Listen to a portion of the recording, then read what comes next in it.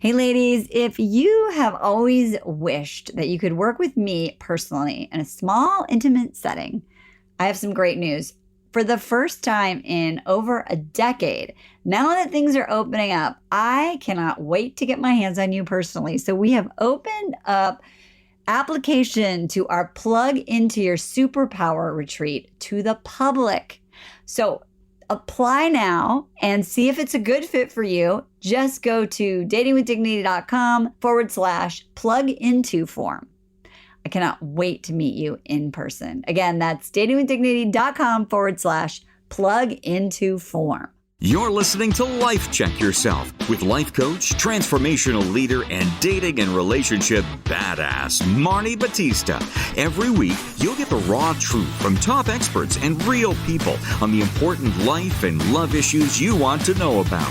So if you're ready to life check yourself in your relationships, your career, and the areas of your life that matter most to you, and you're not afraid to be called out on your stuff, then you're ready for what's next.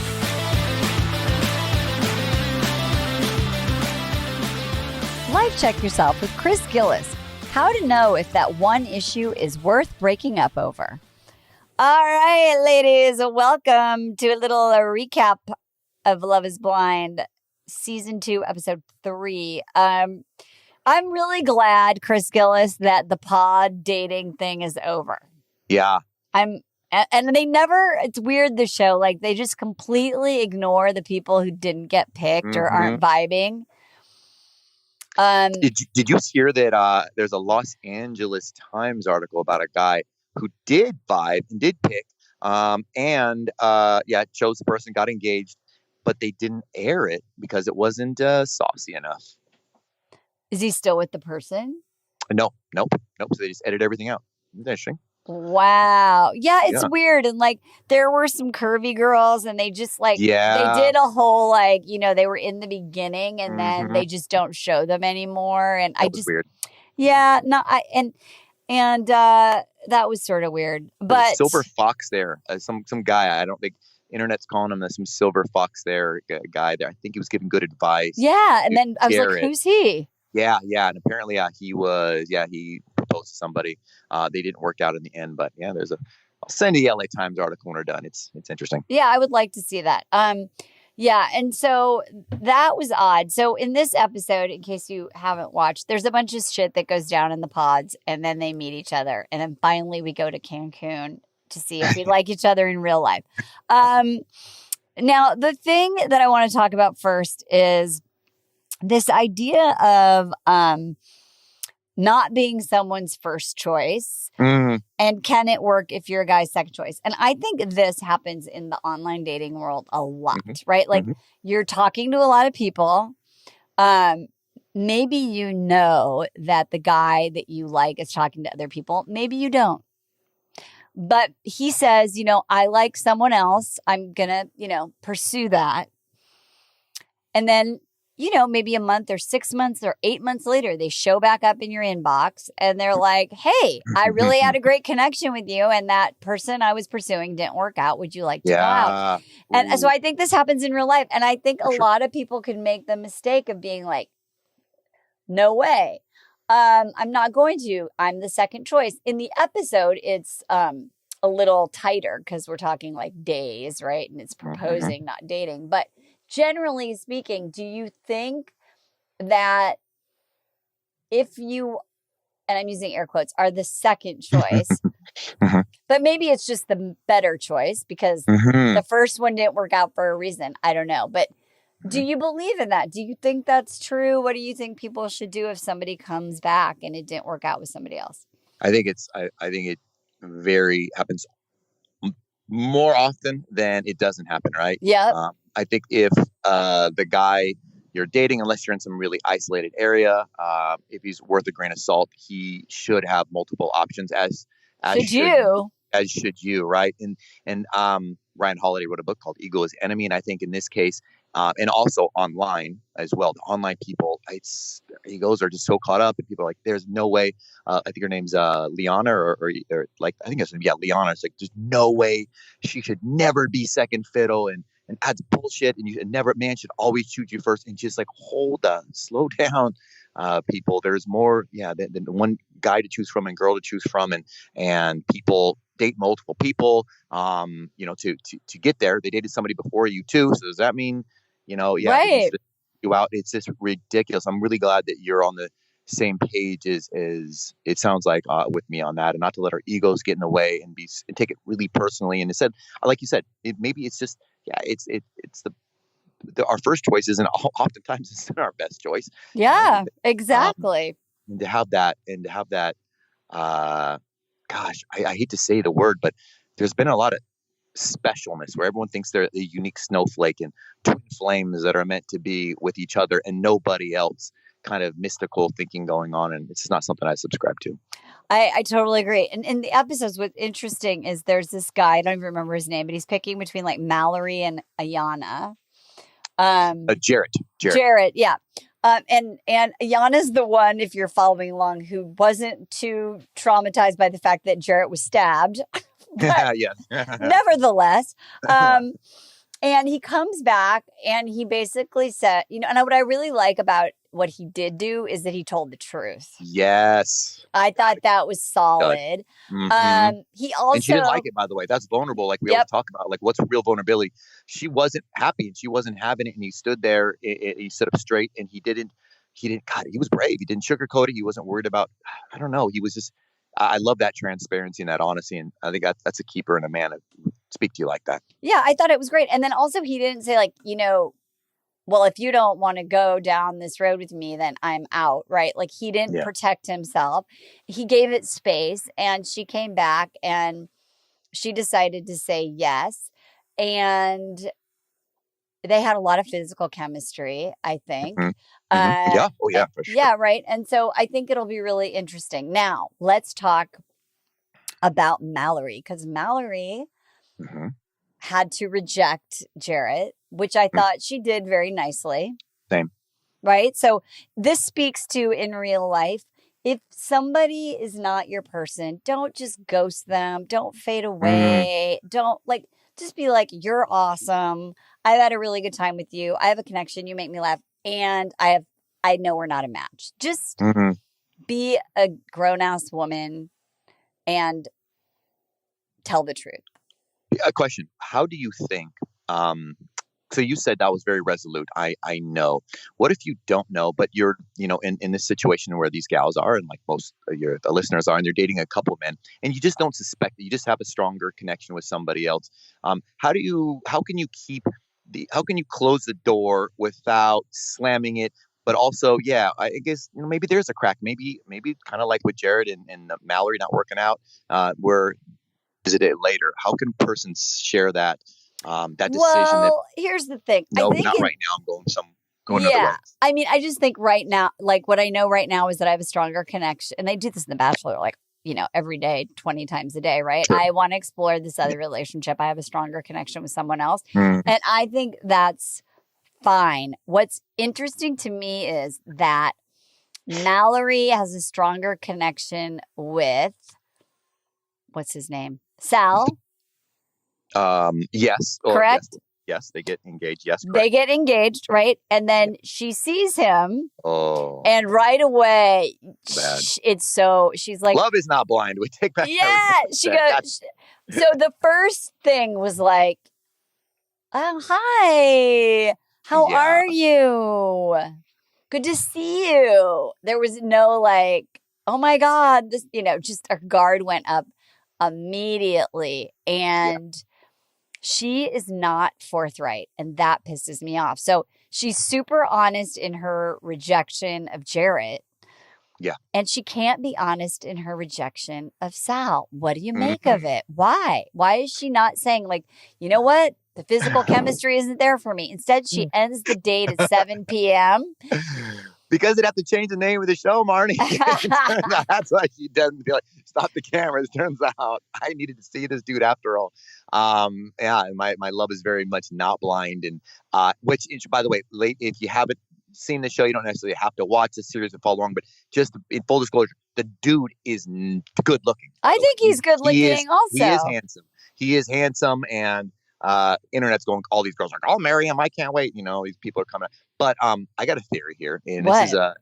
this is what I'm hearing through all my gal pals. I keep hearing this thing, and Mallory, for those who don't watch the show, she is we'll call it a normal body shape, meaning a mortal body size. She's average, maybe a little above height, average, and just average weight. She's curvy.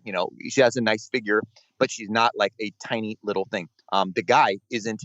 They're almost the same size. They're almost eye to eye when she's wearing 2 or 3 inch heels or whatever. But I'm hearing this. All my gal pals keep saying, whenever I bust their balls they all keep saying, "Oh, I need the guy to be 6'4", and I kind of hammer away at him, and I won't let him off the hook till they finally say, "Okay, never mind, don't do 6'4". But he has to be able to pick me up. I don't know what it is, but all my gal pals keep saying, "You got to pick me up," and I don't know if Sal can easily pick up Mallory, and that's my little theory. I think that's what's going through her head.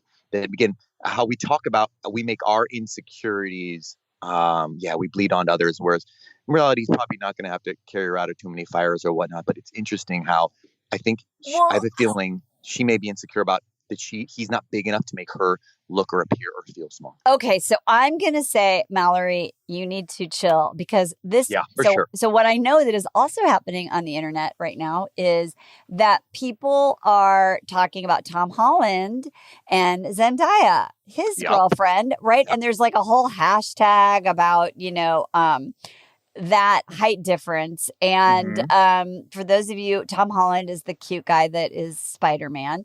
And she is 2 full inches taller than him.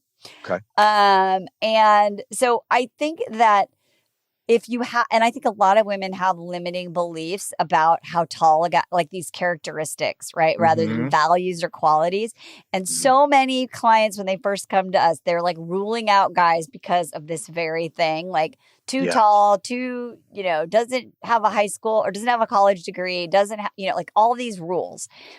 And when I was dating, by the way, I wanted to make sure that I did not fall into that trap. I'm not that tall. I'm 5'6.5" or whatever. But I had a whole moment Googling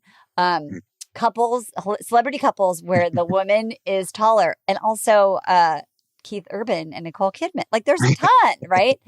And so it's like, get over it.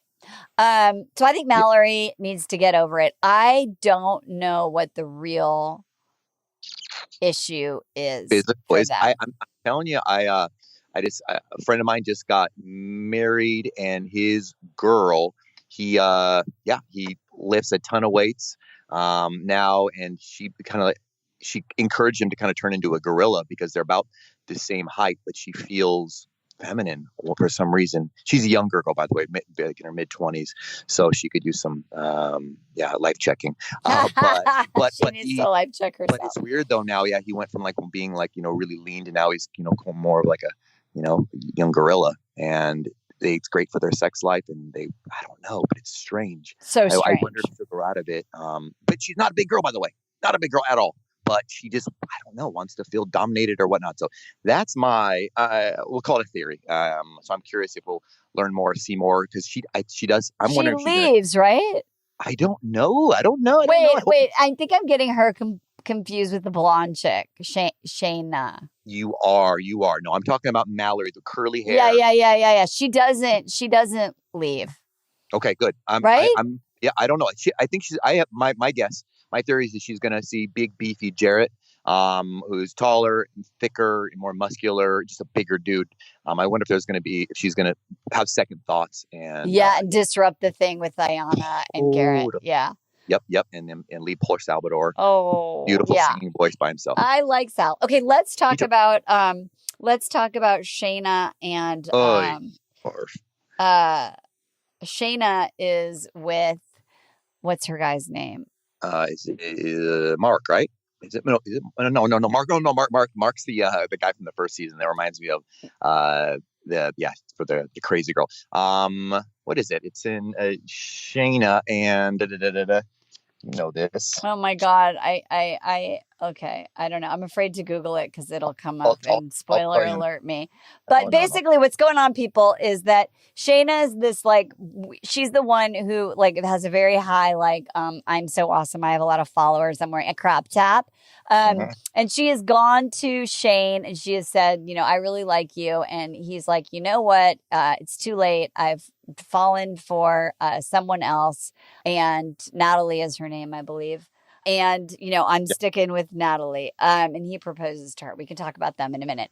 So then Shayna goes back to the guy. We talked last week about the guy where they have different values, different faiths. When they have a date and, they propose, she says yes, I guess. And they go and they have their date in Cancun. And this is weird. He's vegan and he's like, I'll eat steak for you. Kyle, yeah. Kyle, I'll eat steak for you. I'm like, why is she making him do that? She was like, you need to eat meat. It's so weird because she was like, you need to believe what I believe. And then he's got his own beliefs. And she's like, no, eat meat. So he eats meat for her, which is really odd. And then she's the one who goes to bed at 7 p.m. Right? And then we see her leaving, correct? Yes. With her suitcases and in a robe. Yes. And it's like, I confused Mallory and Shayna before. So she leaves. So why did she not just tell Kyle the truth? That the truth being, what do you think the truth is? She says, I still have feelings for Shane and this just wasn't like that. And it's not going to be like that. And I don't think our differences are our differences. And I probably made a mistake. Sure. So why didn't she pull at Jarret where Jarret was completely transparent? Yeah. And just be like, you know what? This isn't working. Like, I really wanted to make it work, but I realized that instead of saying, and this is what ladies do in real life to men. And I want you to stop that because I believe in dating karma. They're like, they'll go to the dinner, they'll do the thing, and they'll be like, that was really great. Bye. And they're not direct. And then the guy is like asking her out again. And you're like, oh, I'm really busy, or I'm this or that. And women hate when men do it to them. So why are you doing it to the nice guys? It's not okay. It's like, we need to be transparent. We need to say, look, I have stronger feelings for someone else. There's just not chemistry as much as I wish there were. Like, whatever it is, be honest. Don't just skulk away. Yeah. I think that she did it for the same reason that, what do you call it? Bad dating juju, bad dating chemistry. Bad dating karma. Yeah, dating karma. No, for sure. And you're right. I see that so many times. My friends are, and I'll know both of the people. Sometimes I'll hook them up or not hook them up, but introduce them. And I'm like, she's clearly not into them. I'm like, wait, were you taking her? It's like, oh, taking her to Scopa, which for the listeners, it's like a really high end, nice restaurant when you really like somebody. You just don't take them when you don't let a guy take you there just as friends. And I'm like, oh no, I see. I'm like, hey, how'd it go? Like, I don't know. We gave a high five at the end and she said I can take her out again. I'm like, wait, and sure enough, she's off dating other guys that following weekend. So I think for the clout, I think that's why Shayna stayed on there. I think she didn't want to go home and be unpicked. And also because her first pick, Shane, it was still didn't pick her, so she just wanted to keep on getting attention and disrupt everything and keep having fun. Girls want to have fun, don't they, Marni? They do. What's funny is though, if she were going for, now I'm glad she left because what could happen. So then we can talk about Shane and Natalie because I don't think they're vibing at all. So if she would have just played along, right, then when they all met, she could have sunk her claws back into Shane. Probably, but I think she walked away. No, I know that's what some people thought that. No, I think she ain't going nowhere, man. I think we're gonna have a great next episode. I think she's gonna come back, and I think all hell's gonna break loose. I do not think. Yes. Oh, she's trending for some reason. Again, I haven't read the spoilers, but she keeps popping up. And so I think there's gonna be some chaos, and I think the claws are still very sharp and still ready to. Oh, okay.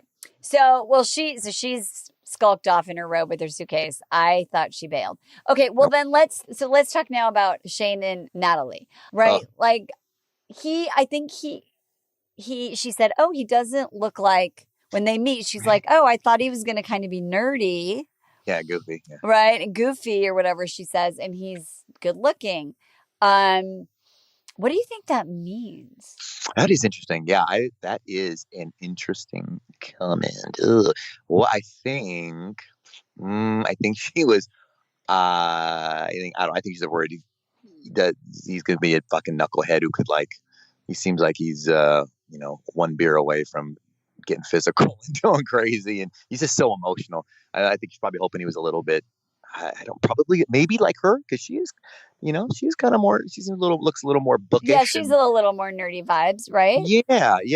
So I think she was kind of hoping that she's like, oh man, this guy's a big, he's a mountain of a man. He's big and strong and works out and all those things. So yeah, I think she was a little surprised and disappointed. We've said it. His voice does. I don't know what his voice matches. Not his body. He's got this guy should be like a professional voice actor or something. He's got the most interesting. Gilbert Godfrey passed away. Well, we got a new replacement. Exactly. Yeah, his voice is not. Yeah. He's the guy also. Anyway. So so in the date, like, he's like, give me a compliment. Oh, be nicer to me. Right. Is she not flirting or is he just weird? Two things. So glad you brought that up. He has an extreme need for words of affirmation to the point he even says it. It's so sickening. He's like, I need a compliment.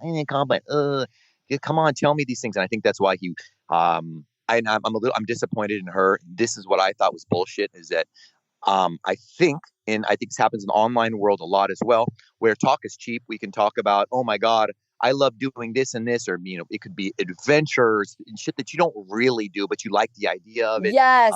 It could be, wild, passionate sex 3 times a day. And yeah, it's, when you can't see somebody and you want them to like you, right? Yeah. I think so often I love outdoors, or, oh yeah, outdoors are great. And you go along with it because you realize that just feeds them and keeps them going and interested in you. And then it comes time, eventually, hopefully, you get opportunity, and you got to pay up the piper. And then you're like, oh, wait, and we come up with bullshit reasons why we can't do it, or why why that's off the table for now, sort of thing. And I think she's leading his silly, simple, smooth, puppeteered brain on and just like playing him like Pinocchio. And I think it was like a weird reverse manipulation. I know he's not the best person in the world, and he does all sorts of interesting gaslighting and whatnot, but I do think that she allowed him and she fed into him and all these beliefs, and that's why. And isn't it his birthday too? He's like, oh, birthday blowies. Yeah. He wants to have sex with her. It's really weird. Sure. Yeah. For sure. So I think they're just not vibing. I think that their connection maybe wasn't. I don't know. It just seems a little odd. And now they're both like, oh, who are you really? Sure. And I think she wants to be into him because he's so good looking to her. Yeah. But I think he's that guy. And I think this happens in real life too, where there's a guy and you just want him to be who you want him to be. And he is goofy, or you have like a weird vibe, or there's something off about them, and you all keep going out with them because they have a great job, or they look good on paper, or they're handsome. And I think when that's happening, the energy gets off, and then that's Shane's picking up on that, right? Like the energy's off. I do think he, like, just if I were going to be a matchmaker, he seems like Shayna is more his like type. They're both like, oh, like, like they're a little like, put like 2 little Furbies and those compliment each other and be superficial. So what's the real world application for when a gal is out there and she's online dating? From the pod experience to online dating, which means you're not seeing the person and you're going on and you really want the guy to like you, right? And so he says, about something that he likes, or you're able to give into future promises of fulfilling their love languages. When you're not being completely honest, and that really isn't something you actually do love, but you just see how passionate they are, and it really turns them on because he is a charismatic dude, and he does, really get fired up. And so I think she loves that because she's more measured and calm. So she just keeps throwing coals into his choo-choo train and keeps going. And then he's like, wait, and his train's on the track. It's his birthday, and he's not throwing any in, and he's so confused. And how do you see that out there in the world with, Yeah, I do. I just think it's this like trying to be in control. You know, like she, for some reason, wants to feel in control, or maybe she realizes that she can.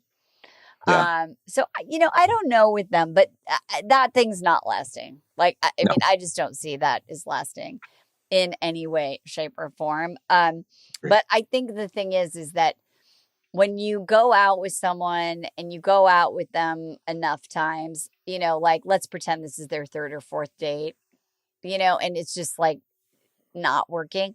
Like if this were real life, I would tell that client, you know what, he's not your person. Just like, you know what, I thought, you know, things, we had fun doing this and that was great, but like we're not a match. Yeah. Because it's just awkward and they both feel weird. And then in his off camera or his producer interview, he's like, something is off. This person's not showing up like they did in the pod. So you know, I don't know about that. And it's true. She was a lot more flirtatious and sexual. But the thing is, right, like if she's not really feeling him now, she's like, ooh, you know, I don't think I want to sleep with you. She says how hot he is and all these things, and and how, you know, how beautiful. But he's so unattractive. Like the stuff he says is so unattractive. Like if a guy says to you, like, I need you to tell me I'm pretty or something, you know, like tell me like that's just throws off the chemistry. Oh, so you think she's convincing herself that she's not really, truly, authentically like, I just have to shout to the world how lucky I am. You think she's like saying that out loud because, she doth protest too much by her words. She really, it's when he talks, he's she's like, just like be pretty and shut up and maybe I can get and I think that that's what women do. They like, oh well, he's got money, or oh he's got this, or he's got that, and try and make it work, and it just in the end it doesn't work. There's one thing that I want to ask you. There's two. This is the last topic for today, but wanting someone to change for you. We've got Danielle not happy that Nick uses like organic homemade toothpaste and body wash. Yeah. I don't know why she's bothered by that. And then Shane is saying real men eat bread. You know, like, I don't want to be like, you know, I don't want you to have all these food things in me, like not. Real men do whatever. Are these things that should be people's deal breakers? Are they actual deal breakers, or are they habits and behaviors that are part of a core value that probably shows they're not a match, or are they just those little things you need to get used to? I guess one of his core values, I think he says, what does he say? What is natural? He's like, I like everything all natural, healthy, healthful. Yeah, I think that's a core value, right? Yeah, right. And so his behavior that comes from it is that he makes his own deodorant and toothpaste, and whatnot. That is, I guess that is a core value. But she mentions it, breath smells fine and all that. So I think let him have it.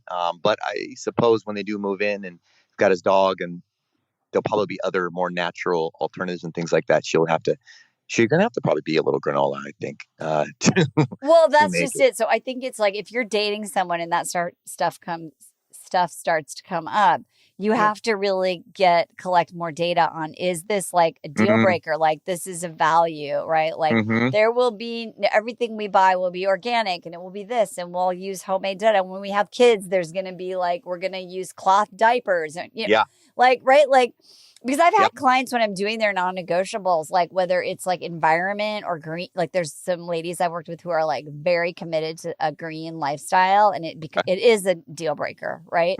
Yeah, just like travel could be a deal breaker. So I think that wellness or well-being for some people can be a core value. So I think if they were dating in real life, I would be telling Danielle, like, I think you need to just like, it's a little pink flag, and you need to start doing some more research, ask some more questions. Yeah. I think that I see that a lot with my guy friends, with the women they're dating it's usually the gals who are vegan, and and to them, they have to have discussions. Sometimes it just doesn't work, but to really navigate those waters. Well, what is that going to mean to me? You know, and how is that going to change when we're traveling, and looking for food, or if I'm hungry, how are we going to work that out? Because some compromising and future planning of say shit. In this case, I mean, yeah, you got to eat 3 times a day. So it's got to be some people are both committed to, and knowing that they're always going to have that diversion in the road on where they're going to. Imagine you and Jeremy at different diets right now, right? And you're stuck in one RV and you have to make 2 different stops. It'd probably drive both of you guys crazy. Yeah, I mean, I was thinking about this the other day because my cousin was single in her late 40s, I think, and she was vegan and she was Jewish, and she was very clear, like, he has to be Jewish and vegan. And sure, those are like pretty specific. And I don't know at what point she came to this on her own, but she realized I'm going to open up my dating and I'm going to give up one. And so she chose to give up vegan.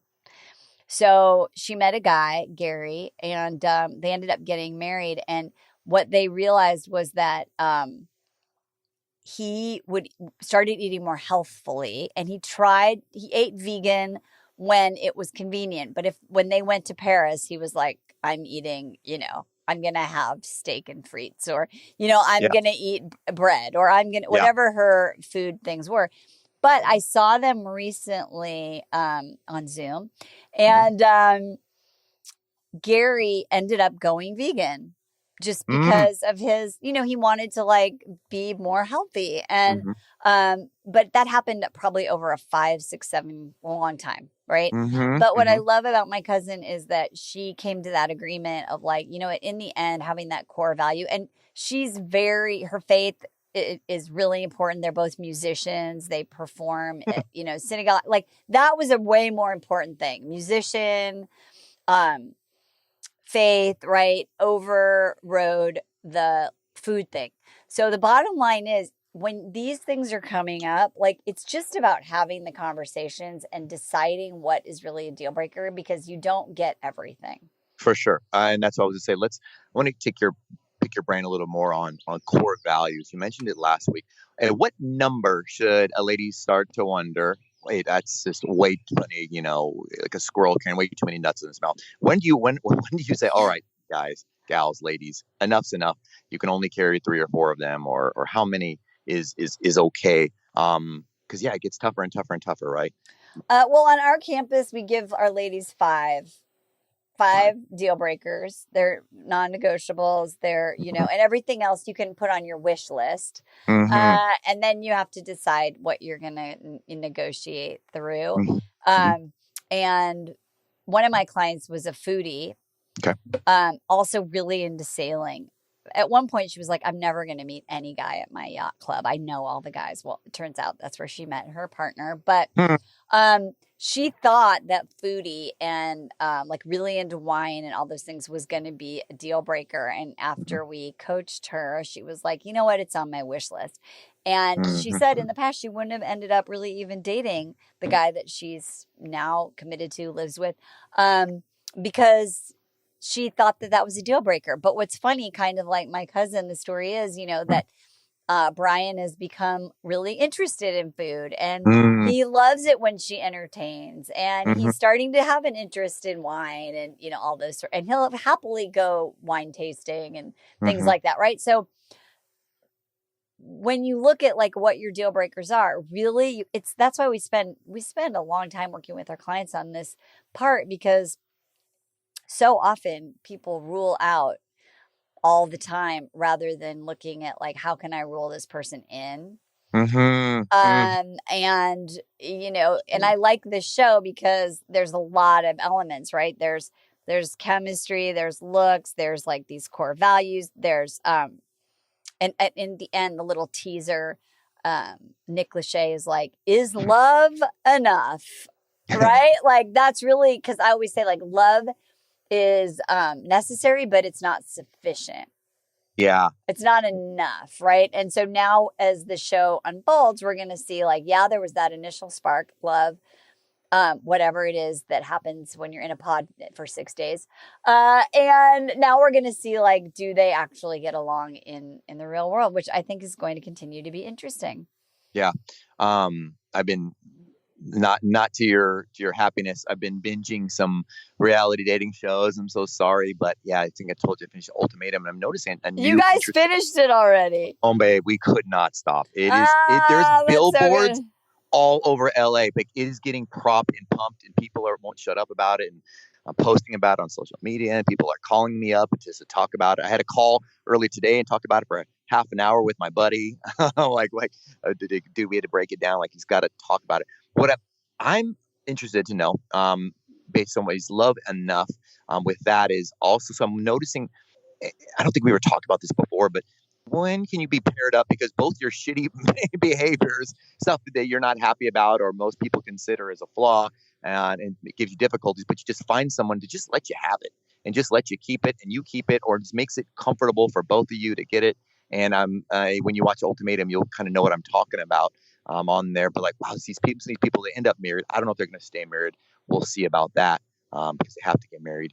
But yeah, to see what these we're seeing so many unpreferable behaviors with like the guys, with Shane on here, and with Shayna, and we got all of them, right? They all their things work, but maybe they can find somebody that not only just tolerates it, but maybe just makes life a little bit easier. So their anxieties, for example, do you see how Iyanna, do you see how calm and cool she was? So nervous and like a neurotic wreck before she saw Jarret, and like, oh my gosh, this girl's like going to be so much.